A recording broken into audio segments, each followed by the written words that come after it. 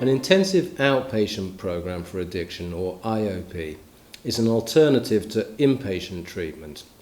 Most people with very severe addiction issues will go into an inpatient residential treatment centre to address their addiction issues.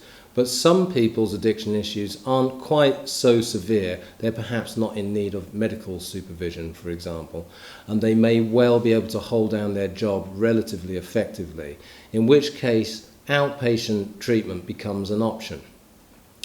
The way that we define whether somebody is appropriate for inpatient or outpatient treatment is via the assessment process, and most usually by using ASAM criteria.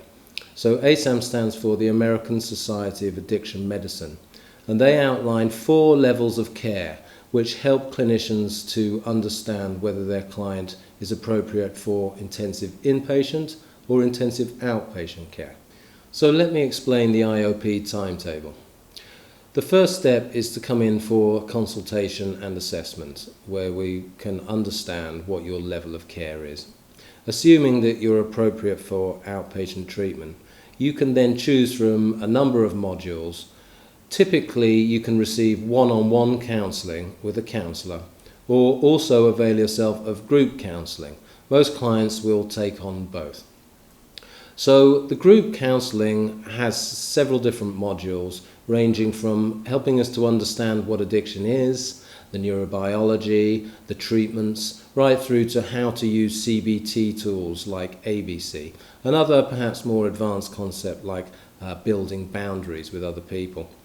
Other services that run alongside this are treatment for families. So we have group counselling and one-on-one counselling available for family members, because obviously addiction is a family illness, it's a family affair, and your outcomes will be much, much better if your loved ones are involved in the process with you, if at all possible.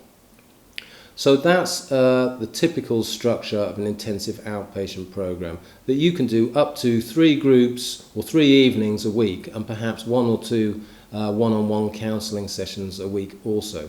Over a period of anything from 3 to 6 months has very, very good outcomes for people whose lives are structured enough to receive treatment on an outpatient basis.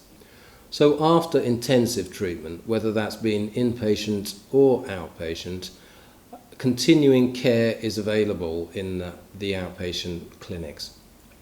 So for people returning from our inpatient centre in Chiang, there is an aftercare service which will typically be composed of a variety of models that assist the client to step down back into their community from the intensive treatment that they've had inpatient.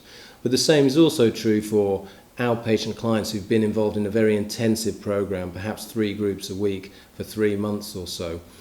They can also then step down their treatment to a less intense treatment going on for several more months, perhaps just one-on-one counselling, and we refer to that as the continuing care group.